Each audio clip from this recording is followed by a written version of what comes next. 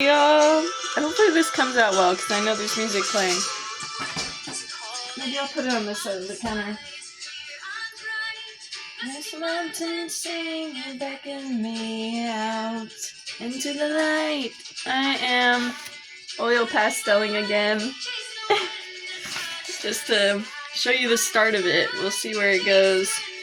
Then I got my handmade, I want to call it a tortellini, but that's not right. A tornelli or something like that. It's like a rolled up piece of paper you can blend the colors with. The one big thing I remember from art class in school.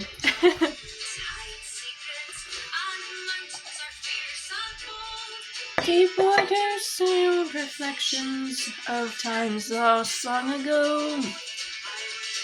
Hear every story, take hold of my own dream. Be strong as the seas are stormy, and proud as an eagle's scream. I will fly, chase the wind and touch the sky. I will fly, chase the wind and touch the sky. Alright, so we're kind of just like coloring together right now. I think I'm going to turn this down a bit. I don't even know if you guys can hear it well from over there, but it's kind of loud in my left ear right now, which was the point. I'm kind of just like taking it slow today. I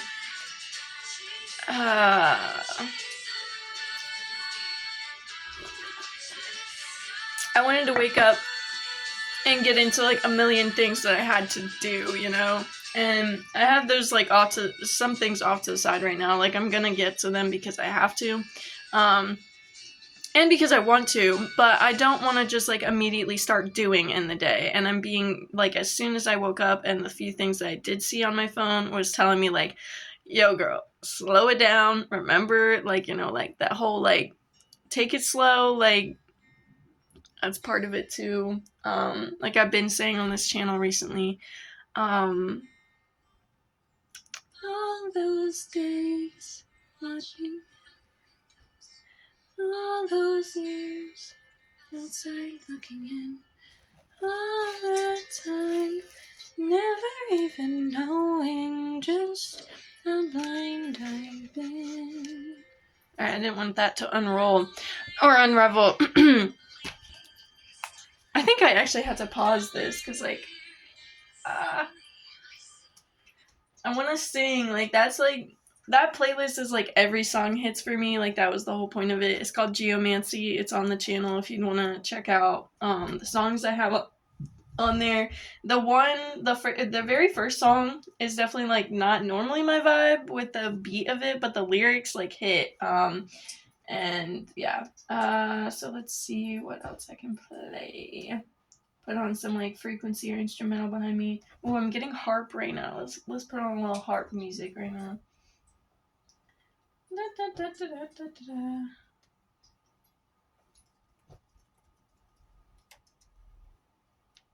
Oh. Movement of sound. Let's get it. Oh, that picture is fitting with everything right now. Oh my god. All these cards I picked. Okay, so yeah, I started out slow today. Thought I was gonna get into a million things as soon as I woke up, but I was like, no. You know, so I took some time. I had my it's been like 2 hours that my apple cider was just like on low, heating up on the stove, with some spices like clove, allspice, nutmeg, and cinnamon. So this definitely is hitting. That's so peaceful. But with that, gosh, I like not talking very softly right now. Like I have to talk a little bit more into like my masculine type vibe because I'm just like clearing a lot today.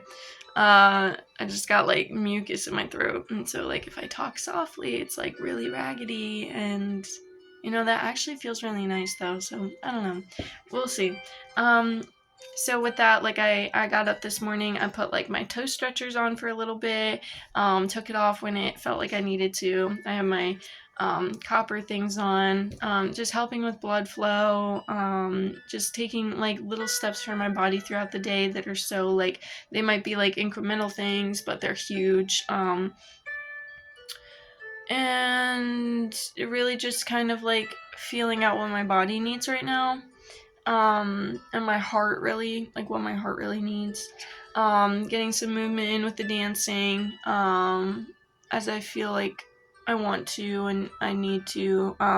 But yeah, like I definitely feel like my body's kind of like, asking for more movement as it has been for a long time, and I'm getting into more and more, so that's been very pleasant. And to be able to have music that just like connects with me, like that playlist I made, on such a deep level, and then to like be able to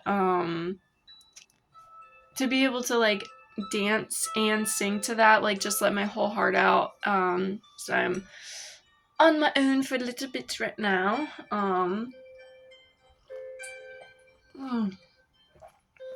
So grateful for cider. Also, check out this mug I thrifted.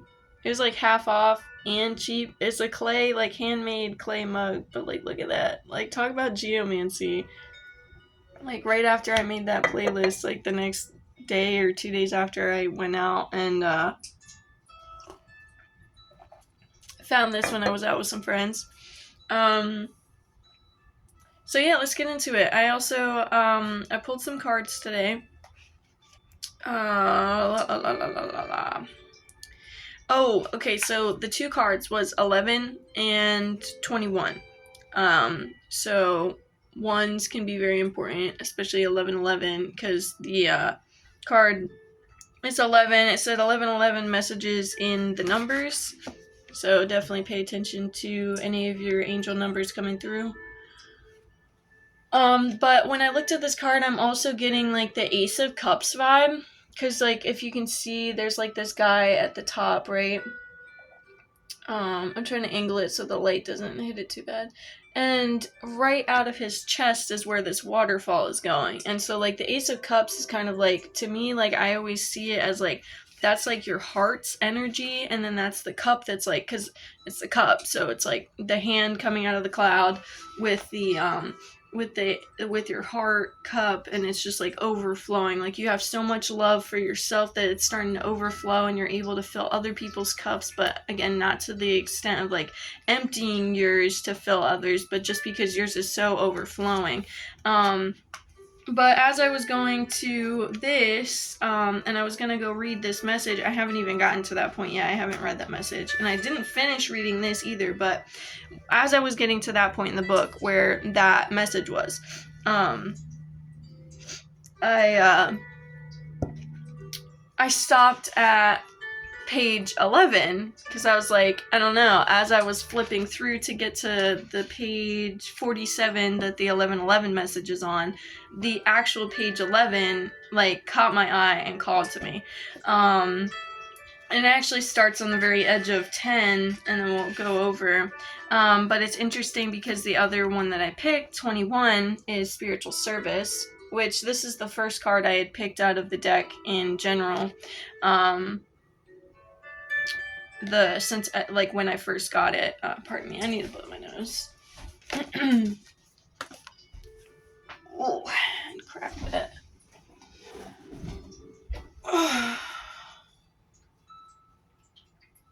Oh, stretching and surrendering in all the ways that we can.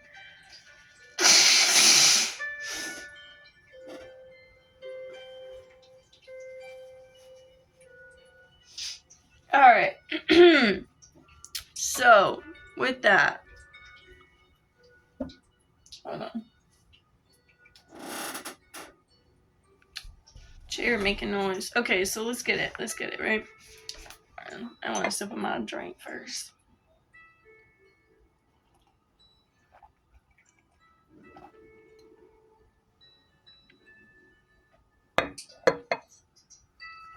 Okay. Alright. And then this ended up, I'm getting take this slow. Okay. Take a breath if you feel called. Ground yourself. Connect. pause the video if you need.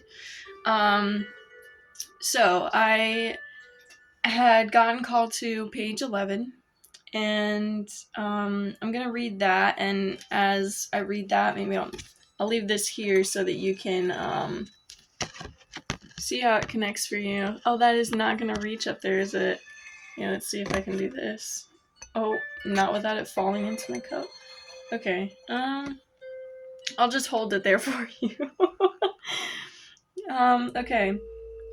So what are light workers? Because this isn't actually where the guidebook starts with the descriptions of the cards. It's at the very beginning where the author and artist and the creator gives a little bit of like, what are the invocation parts of this? What is like, how can you go about shuffling and reading the cards, whatever. And they give their description as to what light worker means to them. And that's where we're going to start. So what are light workers? Light workers are what I call old souls. They may be healers, they may be office workers, they may be in any profession at all, not just following a spiritual vocation. Yet all light workers possess certain qualities. They have an interest in being of service. They want to live a life of passion and purpose and have their life mean something at a spiritual level. They care about causes that stir their hearts. They believe the world would be more loving and peaceful if human beings were not so fearful. Lightworkers tend to be sensitive, compassionate, and highly intuitive, even if they would rather not make waves because they love peace. Lightworkers tend to rock the boat. This is part of their divine destiny. They are meant to be loving agents for change, bringing in new belief systems that are based in love rather than fear. Love creates powerful healing change. Those who are on fear-based belief systems have difficulty trusting in the process of change. Sometimes such people can feel confronted by the love that a lightworker carries. It can trigger their fear of letting go of control. Staying true to your love-based beliefs as a lightworker is like gently shining love's light upon the fearful. In time, they may become more willing to trust in love's goodness and healing power rather than trying to ridicule, bully, or destroy that which could ultimately help them find peace and happiness. Often fundamentally different to their family of origin, and that's funny because I had this sense of bringing this up just now, so I'm going to just continue reading this. Often fundamentally different to their family of origin, lightworkers can be proverbially black sheep of the family, holding a completely different understanding of the world. They may love their family very much and yet struggle to be themselves within the family. Or they can play the role of adored child to whom everyone in the family turns when in trouble or needs a shoulder to cry on. They may feel as though they are breaking family traditions and carving out a life that is not necessarily understood by their family members. This requires great courage and self-belief, because being different isn't always easy. Some lightworkers tell me that they wonder if they were adopted, even when they look like their parents, because they feel so different to the rest of their family. Dude, I've actually felt that, like, yeah, because it's like, I'm obviously not, but I joked at some point, well, I just looked up and saw a picture of a clown. If you feel called, I have done, I think, not the last video I did, but after the love reading and before the coming in with a bang, I did a video, or I think it was that, or maybe even before the love reading, that was about a clown dream that I had. It ended up getting broken up into 2 parts for the dream portion of it. You can skip to the dream when I start talking about it. I have a notebook in my hand. But yeah, that may be calling for you. But yeah, like, I look exactly like my mom and my dad. Like, so many, like, my friends growing up, or just anybody, like classmates or whatever, I get picked up from school, whatever, and they'd be like, and they think I have like a twin sister or like an older sister or whatever, and it's like, no, that's my mom. And they just like straight up wouldn't believe me, and then my mom would pick me up, and it's like, bro, like, no. And dude, sometimes she would think like they didn't like her or something, or they were like giving her a weird vibe, and it's like, no, they were just so utterly confused as to how I look like an exact copy of you when you're supposed to be my mom. And she's like, it didn't help much that she was like shorter than me now, and which I'm not that tall. So we're kind of shorties, you know. But yeah, so anyways, just looked exactly like my parents, and I literally stayed with my mom when she gave birth to my brother. And for one of my stepmom's kids, not my other siblings, but because specifically with my stepmom, I literally heard her screaming and everything because she gave birth at home, like at home birth. So it's like, I know like all these other siblings of mine are like truly from my family. They're not adopted. Like anytime my brother was like, you know, like joking or whatever about it, or like we just, you know, that stupid sibling or kid thing where they're like, you're adopted. It's like, and it's like, I could say that and be like, nah, bro, but you're chill, because, like, I literally saw you pop out, mom. But for me, it was like, I was the eldest, so at some point I started questioning, like, whether or not I was actually part of the family, because I was the only one that couldn't, like, there was no, like, true evidence in the way of like a memory of, yes, this person literally popped out of this family member and like all this stuff. But I was like, I also knew like I couldn't actually question that in the realm of like I knew that like obviously I'm both my parents. And the thing with my mom, like because she looked so young, like people thought that we were siblings. But there were friends of mine and family members who saw me and my dad growing up, and I can literally see him in my face. So for both my parents, that goes. But yeah, that just like complete black sheep feeling where you love your family so dearly, but they just like don't seem to understand you or understand the way that you see the world. So yeah, let's continue. This sense of being different can also arise at work, with friends, and in how the lightworker feels about current events compared to what the media presents or what most people think. Yes, like I was saying, the way that you see the world impacts so deeply how you interact with the world, the people around you, how you are in your relationships, and how you see other people and the way that they interact with you and the other people around you. And because of the fact that there's so many people who are just the regular sheep that just follow what is being told and follow like the surface level of things, they don't see that depth that you see.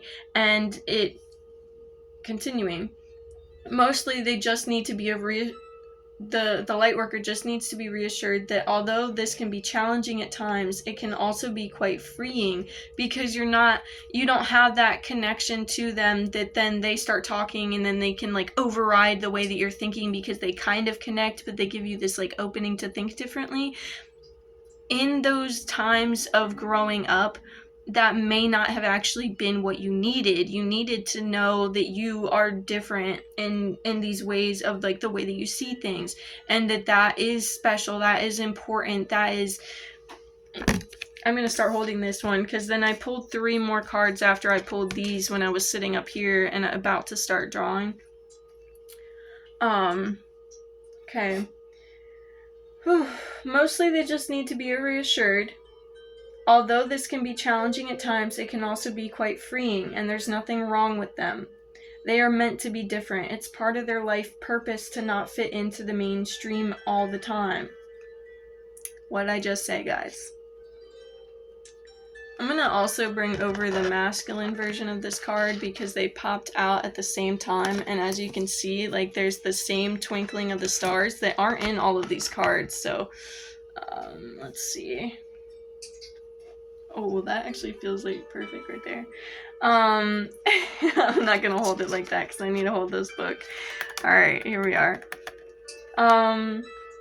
Often light workers were raised in environments where it was more important for them to take care of others' needs than tend to their own needs. They may not have been even realized they had needs apart from the need to tend to others. So that is also like what ties into, and I don't know if this is going to say that, like I said, I haven't finished reading this, but that also ties into the original thing where they were saying that, let me get the exact wording.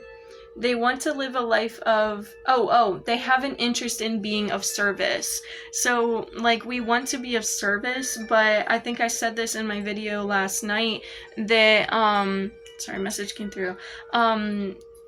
Oh, that's an indication. Maybe the video I made yesterday, it was a shorter one. It came in with a bang, bang, bang. I just was playing around being goofy with my juice. I said some like random stupid little things, but at the end I got really real about some things that are coming up in my life, and not in a bad way, actually, in a very like just like very positive light. It wasn't anything of the shadow. And other than some of it throughout the video, I was talking of my anxiety of actually just trust falling into this. Point being that while we deal with that trauma or that childhood and growing up in that environment, there is this healing process that needs to happen before we can actually really tend to these other souls and give that light into other people's lives in a healthy way without belittling ourselves into that little stump, and being able to pour it into other people's cups. This is the other third card that I had picked today. The third card I had picked after I sat up here. So the fifth card, really. So 35 may be important, I don't know. So that goes back down to 8. But anyways, so I wanted to be able to help other people, like help other people, be of service in some way. When I was a kid, I wanted to, like, all the job options that they were saying are like saviors and heroes, and not like in the I want to be a hero, but I want to help other people. So like I was a kid thinking I want to be a firefighter, I want to be a police officer. I never even like pursued this, but this is what I remember when I was in like elementary school, and they would ask us like, what do you want to be when you grow up?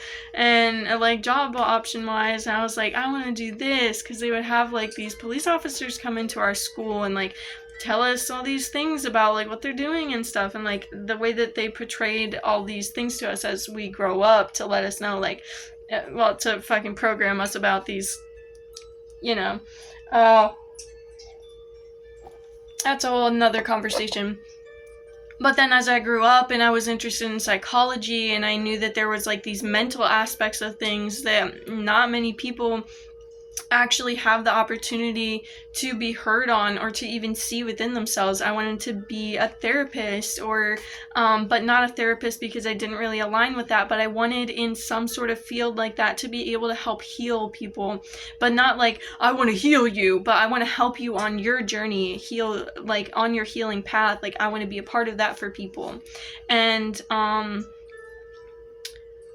as someone who can like open doors for people. But that was coming from the place that I wanted that when I was little, and I never had that. Like I had to go to therapists for court mandated things, and that never helped with anything. Actually, it made it a lot worse, especially because of the way that they would go in and talk in court about it, and they wouldn't portray what we were talking about, my brother and I. And it would be very stressful, more so than anything else.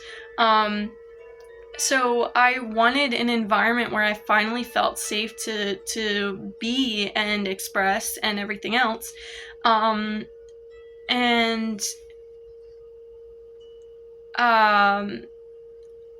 didn't get that. And so I knew at some point when I was in like an actual adult in Virginia, and I was like, okay, so I can't go into these professions, or I don't want to pursue these professions until I know that I've done that for myself, and that I'm not going out there to do this for other people because I still feel unfulfilled in these ways. So now that I've been able to be cultivating that for myself and be that for myself, I know that from a whole place, a fulfilled place within my being and presence, that then I can exude that for other people. And it doesn't even have to be in a profession. I just do that in my life. I have my whole life. Like these light worker things say, you trigger that just by exuding that love to other people, and they feel threatened by it, or they actually accept it, and you can build on that with other people, and you can create with other people. There's the beautiful side and the stressful side of that. When we put ourselves into places or have to be like a kid in a family environment where we have to be in those places that we don't get the choice to move ourselves out of, even if our intuition is saying like, this is so sickening, like this is not what we deserve, this is not where our worth is meant to be. There's still that part, like that whole like, you're a kid, you have to be there, and that is part of your journey. It is meant to be. It's just that your intuition is telling you that, hey, like, you don't deserve this, so once you're older and you get to make these decisions, you get to come back to that intuition and feed that more than the need to feel loved by people who didn't love you and take care of you. With that, I'm gonna get back to this, but I think that what this is saying now is that, or maybe not what this is saying, but what I'm coming to is that after that, like, you're able to, like I said, with the relationships that I have now, like, be able to be and express freely from myself, and then be able to exude this love and this truth that then other people feel comfortable to do the same. And if they feel threatened, then you know that you can walk away from those environments. But yeah, I'm kind of hitting a wall with what I'm saying, so I'm going to continue. Light workers often attract people who open up and tell them all their problems. Oh wait, hold on, I didn't finish the last paragraph. I'm going to backtrack. Often, light workers were raised in environments where it was more important for them to take care of others' needs than tend to their own needs. They may not have even realized they had needs apart from the need to tend to others. That unhealthy aspect before we heal that side of ourselves that wants to be able to serve. The healing journey for a light worker, then, will include learning to identify their own needs and take care of themselves. Okay, I just gotta finish reading this and I'm gonna stop talking because I'm just saying everything that's in this. The healing journey for a light worker, then, will include learning to identify their own needs and take care of themselves. They have to learn to receive, too, rather than focus on giving. Okay, I'm gonna bring this back up. Only then will they be allowed by the universe to step into a role of healer for others. Okay, what was I just saying, guys? What was I just saying? But okay, so this receiving is receiving from ourselves just as much as it is receiving from others. So being able to fill your own cup and being able to receive that from which overflows from others. Not asking them, if you see someone's cup dwindling and then asking them for the last drop, or letting them give it to you if it's their last drop. Setting boundaries that are healthy for you and for the other people that you care about. But at the same time, like, okay, so if their cup is overflowing and they're willing to give things to you, then being able and open to receiving that wholeheartedly and not belittling yourself to think you're not worthy of it or anything like that. Light workers often attract people who open up and tell them all their problems. They could be in a queue in a grocery store, at a rowdy party, out to lunch, on a bus, anywhere that is not a therapist room. People sense their goodness and lack of judgment and respond to it. So long as a light worker maintains their personal boundaries and takes care of their own needs so that they have enough energy to help others, they will feel loved and enhanced by expressing their giving nature. Okay, pause this, find a pen and paper or your notebooks app, and I'm going to tell you an affirmation that I use. So I'm going to give you a second to find that. Something that I say to myself every day, in the morning, at night, before and after I wake up, and throughout the day whenever I feel like I need to, whenever it comes into mind. And these are things that are spoken out loud from the heart energy. I say, I I'm gonna say the way that it's coming up right now. I respect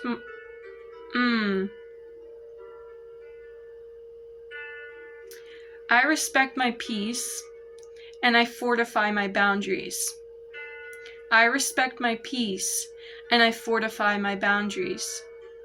I respect my peace and I fortify my boundaries.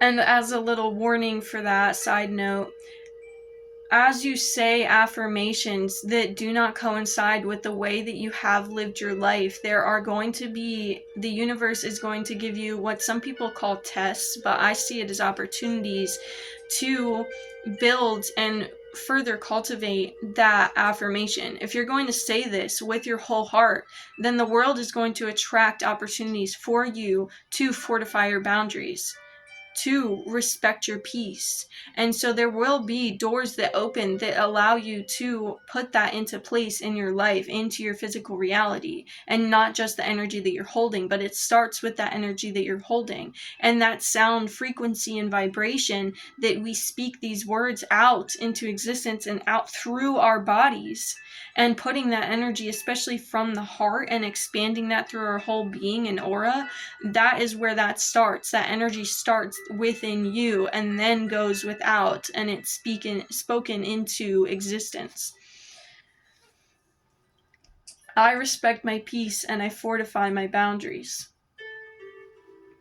So long as a light worker maintains their personal boundaries and takes care of their own needs so that they have enough energy to help others, they will feel loved and enhanced by expressing their giving nature. However, if a lightworker feels like they are being dumped on by other people who might offload their negativity or take advantage of the lightworker's good nature, then the lightworker can become drained, feel used, or worthless.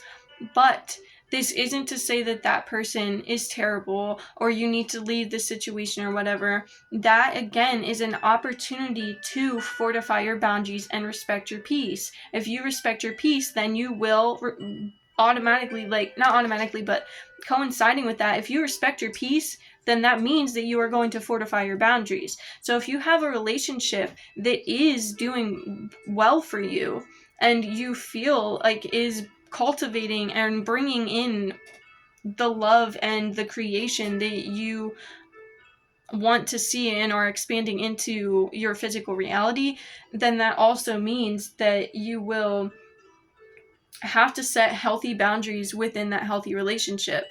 And the people that actually care about you and see that this relationship is meaningful to them as well on their side of things will respect you setting your boundaries, and there will not be any problems with that.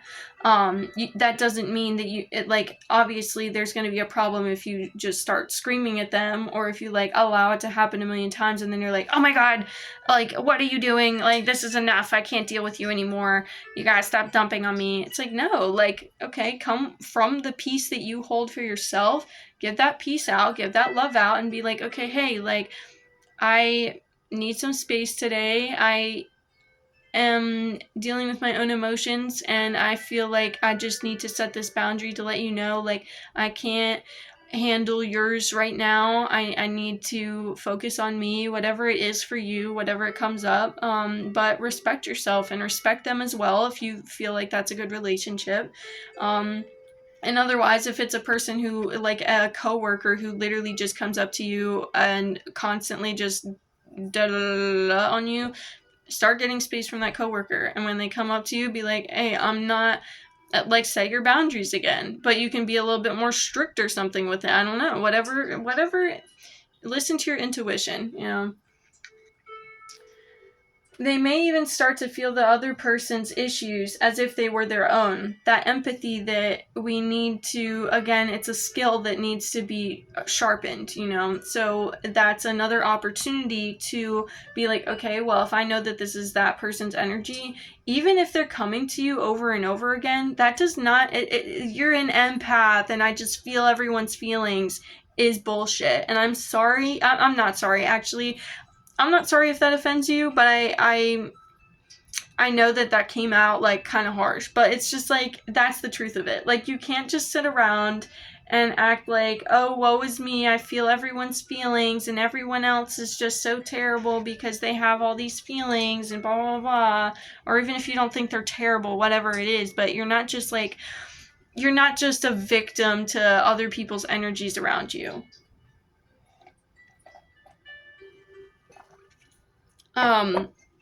Empathy is a skill, not a personality trait, or a personality type. So empathy, feeling other people's emotions, can be a good thing, and it can be something where you share your emotions with others, and in like a party type atmosphere, not like party, but like a good environment with friends where you guys are sharing and being open, like that helps you understand another person to the depth of something that maybe you haven't actually dealt with in your life, but then you feel their emotions, and you understand that, etc., etc. There's the good and then there's the negative of it, but you are not just a victim to other people's emotions. So learn whatever helps you discern and separate yourself, and not blocking yourself off, but again setting those healthy boundaries with the energies around you as well. And you can state these things, not to that person obviously, because it's not their fault that they're feeling things around you, but you can state things in your mind even as those things start coming up, like, okay, I'm not open to this, like this isn't my feelings. Just like reassuring your nervous system, your inner child, that hey, like we're okay, this isn't our feelings. Like, and then what really has helped me change how I perceive and feel these things was I would feel very drained going through work, and like this book is saying, like customers, coworkers coming up to me and just or you know how customers are in a retail environment. Of course, they're going to be mad about things, but then coming to you mad, completely stressed out. And now I'm able to hear those people and let them just go. Like I can stand there and let somebody, because that's all that customers really need. Like they just want to be heard. It's normally not even the actual thing that they're coming in that they're dealing with, but just letting someone know, like, or not even know, but like just letting someone talk and talk and talk. And that alone lets the customer feel like they're being heard, and not being annoyed because they're taking up your time, not being annoyed because they're annoyed with you. Like that's not productive for you or for them or for your job or your day or whatever. Obviously this is going to happen whether you want it to or not. Like, so just like, you know, being at peace with where you're at and understanding, okay, this person just wants to be heard, and that's okay. And everyone has their own things that they're dealing with. And then being able to bring it back to, okay, what can I actually do for this situation? And if you can't do anything, then, you know, like just being open and honest about that. And obviously within a friend relationship, you don't have to sit there and listen to them if you don't want to. You can set those boundaries, but at work and retail environments, sometimes you just have to listen to the customers. And of course you have to figure out what's actually the problem. So there's going to be those times when you have to listen, but it doesn't drain me anymore. And what I learned and I started practicing while I was at work, and this was still when I was living with my dad, so I guess I practiced this at home as well. So within all my environments, but I specifically remember like a picture perfect day when I was walking down the big aisle between, like there were more aisles on this side, there were more aisles on this side. I'm just walking down like the center of the store. And I was breathing and grounding, and it felt like I was almost starting to get overwhelmed by everyone else's emotions that day. And I went from spirit, source, my higher self, breathed in through my chakras, clearing and like kind of like a waterfall over me, and then my heart space, allowing that energy to be transmitted through or transmuted through me and back down into the earth. letting Hjord know, even if it wasn't transmuted 100% through me, like, hey, like, this isn't my energy, I'm giving it back to you to be transmuted, I'm giving it back to you to be transmuted, but I am like an anchor in a vessel, and these things come to me, and it's literally just about staying grounded and allowing that energy to move through you, because there are things, just like in meditation, like a river, like, there's gonna be things that float by you, but you don't have to hold on to that. There's gonna be thoughts that flutter by your brain, but you don't have to identify with that or hold on to it. Just let it flow through. So if these energies are coming through you as an empath, okay, that is a gift, that is a skill that you can learn how to truly use. But it's about taking that and that energy and knowing, okay, I don't need to feel this as if it's my own. I can let it go and let it flow through me, because that is my purpose as this anchor, this bridge. This bridge is to be able to allow these things to flow through me without identifying with it, without attaching myself to it. And oh my goodness, I didn't realize we were gonna go into a 40-minute video about this. Like, it's like, guys, it was literally like the bottom of the bottom of this page, like a sentence, this page, and then I've gotten like halfway through this page, and then there's another on this side. Okay, so literally just gotta finish this, but I know everything I'm saying is really important, so I hope my intention is set with source and my energy and my aura flowing out, that this is going to reach the people it is meant to reach.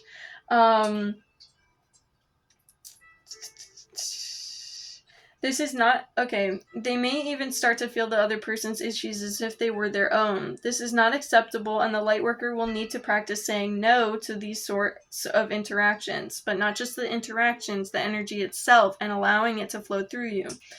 This can be hard at first. A lightworker wants to say yes to people, but sometimes it is more loving for all involved to simply say, I love you, but this is not respectful to me, and it is not good for you to be enabled in disempowering behavior either. Which, honestly, I wouldn't go into, use your intuition. Use your intuition for what you feel like you should be saying. When a lightworker does this, they are saying no to the ego and yes to the higher self of all people involved. A lightworker will frequently have different belief systems to most people around them, to the point sometimes that they may wonder if they belong here or on some faraway planet. Which, yes, because you understand that you're a starseed, that you're a soul, and not just of this earth, but there's the balance and the bridge of being a soul, being a masculine and feminine, being a soul and of this earth. So being that bridge for the energies and for the physical realm.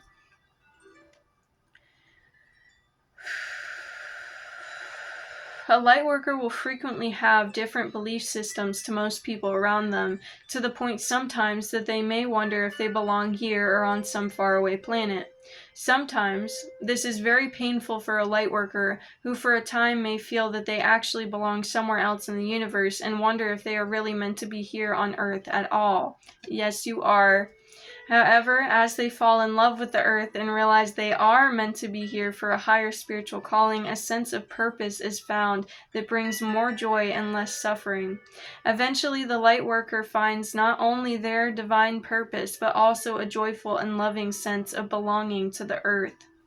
Light workers are supposed to be different. If they fit in with the crowd, they wouldn't be able to bring in new ideas that help humanity move forward spiritually, or heighten the frequency like most of us light workers are meant to be doing at this time. Not meant to be doing, but like just our presence is doing. Over time, the feeling of being a black sheep can become the freedom to be an independent thinker. Then, the light worker can help humanity break out of stagnant and fearful thought patterns. It isn't always an easy path, but it is a beautiful and deeply spiritual one. Lightworkers need to remember that even if they feel alone sometimes, there are other sensitive, highly spiritual beings just like them on this planet.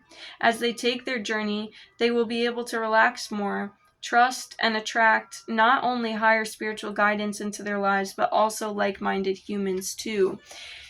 And that is also bringing me to the fact that, yes, in the physical realm, but you have ancestors, you have guides. 4411, recording will be stopped and saved when you... Oh, it's because my mom's trying to call. That's funny. At 4411 on the time clock. And I just finished with this. But this is reminding me that outside of just your physical life, there are, outside of your physical existence, and again, bridging that, because it's not outside of, it's part of, you also have these ancestral guides, you have these spiritual guides, you have 4444 on the time clock, which is 4 fours. You have these,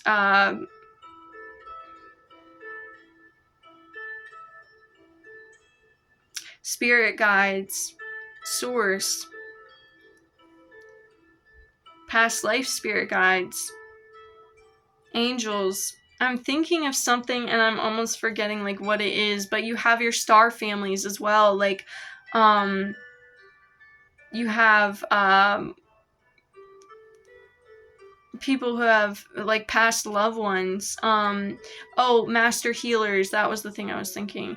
And that was big. Okay, so literally all of these spirits outside of yourself that are helping and guiding you through this physical existence and your spiritual existence, and all of it culminating together to be your life and your existence, your presence. And that's a beautiful artwork and web of like a tapestry right there, which is interesting because we started this with, I had a song from the movie Brave on it, and like the whole story is this, and I'm getting chills bringing this up, but this like mother and this daughter, like they come from like the daughter wants to be like the one that's like, she doesn't want to be a princess, she doesn't want to act princessy, and the mom's like, I'm the queen, like she had to get there by, you know, being pristine, acting like the woman, and you know, like cross your legs, take your weapons off the table, speak like a princess, stand and sit like a princess. And just kind of like that strictness.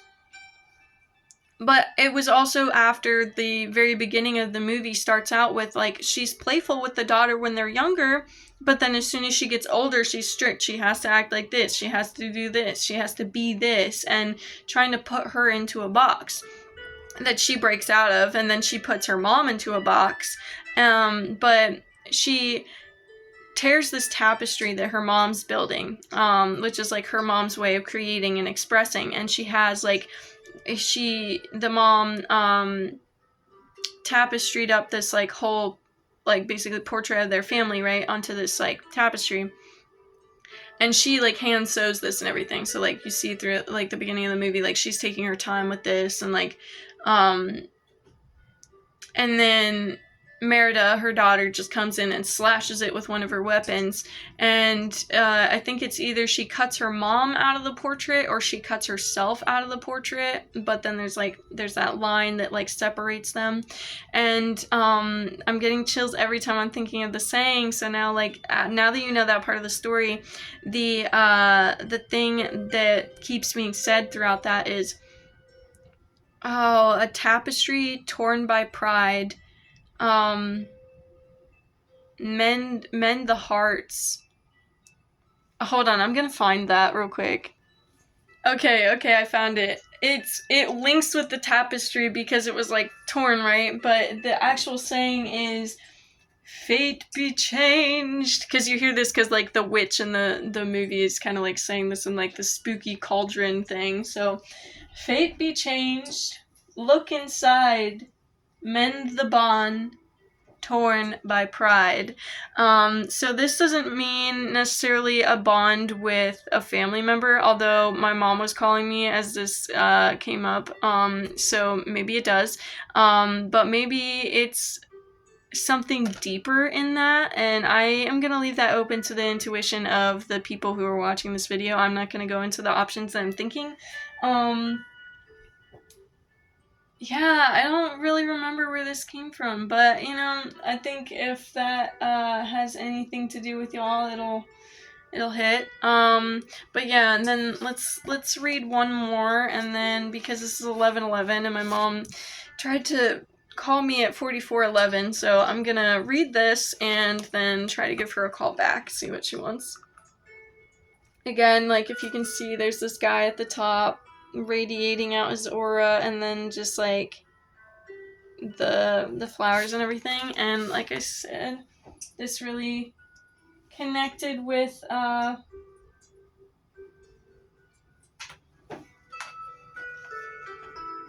goodness, the glare from the sun. There we go.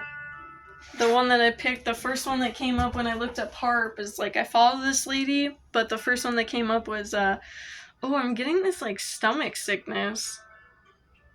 I feel like I meant to leave this here. I don't know. No, I said I don't know and I came back. Alright, I'm gonna end this here. See you later, lovies.